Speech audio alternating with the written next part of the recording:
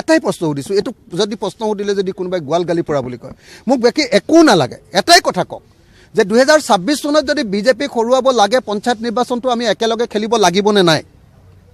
পঞ্চায়ত নিৰ্বাচনটো যদি আমি একেলগে খেলি দিওঁ আমাৰ গ্ৰাছৰুটত গোটেই মানুহবিলাকৰ সম্পৰ্কটো ভাল হৈ যাবনে নাই? সকলো পাৰ্টিৰ একদম একতাটো দৃঢ় হৈ যাবনে নাই?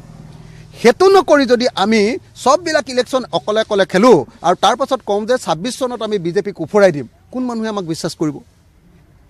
সেইকাৰণে মই অতি স্পষ্টকৈ কৈ আছোঁ যে আহক আমি পঞ্চায়ত ইলেকশ্যনটো একেলগে খেলোঁ, লাগিলে বেছিভাগ চিটত তেওঁলোকে খেলক, আমাক কম চিট দিয়ক, কিন্তু এলায়েন্সটো থাকক। তেতিয়াহ'লে কি হ'ব, গ্ৰাছৰুটলৈকে আমাৰ দলবিলাকৰ মাজত সম্পৰ্কটো উন্নত হ'ব আৰু উন্নত হ'লে 2026ত আমি হিমন্ত বিশ্ব শৰ্মা চৰকাৰখনক ব্ৰহ্মপুত্ৰত দলিয়াই পেলাব পাৰিম।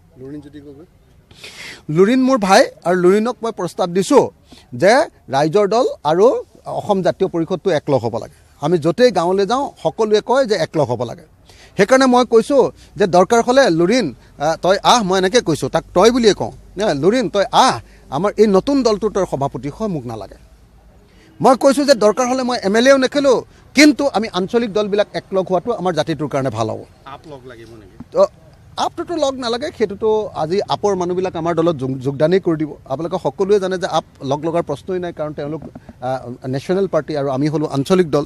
কিন্তু আপৰ মানুহবিলাক চববিলাক আমাৰ দলত যোগদান কৰি আছে, আজি জইন কৰিব, আপৰে মানুহকেইজনে জইন কৰিব। মই যি জইনিং কাৰ্যসূচীলৈ মানে মই ক'বলৈ বেয়া, কিন্তু আপোনালোকে দেখিবলৈ পাব আটাইবিলাক জিলাই এখন এখনকৈ জইন কৰিব। মই সেইটো নকওঁ, কিন্তু আগ্ৰহ প্ৰকাশ কৰিছে মানুহবিলাকে, আৰু আটাইবিলাক জিলাই কথা পাতি আছে। আৰু দেখিছোঁ যে অসমত আঞ্চলিকতাবাদৰ প্ৰতি এটা ঢৌ আহিছে, অসমৰ মানুহবিলাক একলগ হ'বলৈ আগবাঢ়িছে। আমি যদি সঁচাকৈ এতিয়া ঠিকে থাকোঁ, ভালকৈ কষ্ট কৰোঁ, 26ত আমি হিমন্ত বিশ্ব শৰ্মা চৰকাৰখনক উৰুৱাই দিব পাৰিম। মানে হিমন্ত বিশ্ব শৰ্মাৰ অসমত আটাইতকৈ আপোন মানুহজনৰ নাম আছিলে জি পি সিঙক হিমন্ত বিশ্ব শৰ্মাই লৈ আহিছিলে অসমীয়া মানুহক ঠাণ্ডা কৰিবৰ কাৰণে কা আন্দোলনত। আহিয়ে জি পি সিঙৰ নেতৃত্বত অসমত 5জন মানুহক গুলীয়াই মাৰিছিলে আৰু আইন শৃংখলা তেওঁ একদম ঠাণ্ডা কৰি দিলোঁ বুলি কৈছিলে। কিন্তু সেইজন জি পি সিঙে যেতিয়া হিমন্ত বিশ্ব শৰ্মাৰ লগত নাথাকোঁ বুলি কৈছে, তেতিয়াহ'লে বুজিবলৈ বাকী নাই যে হিমন্ত বিশ্ব শৰ্মাৰ লগত আচলতে কোনো আপোন মানুহ থাকিব নোৱাৰে। হিমন্ত বিশ্ব শৰ্মাই একদম মাতি লৈ আহিছিলে জি পি সিঙক যে যে মোৰ DGP হোৱা, তেওঁ DGP হ'ল, কিন্তু এতিয়া সেই DGPয়ে থাকিব নোৱাৰি হিমন্ত বিশ্ব শৰ্মাৰ কোবত এতিয়া অসমৰ পৰা পলাবলৈ লৈছে। এইটোৱে প্ৰমাণ কৰিছে যে হিমন্ত বিশ্ব শৰ্মা কিমান এজন স্বৈৰাতান্ত্ৰিক মানুহ, কিমান এজন হিটলাৰ।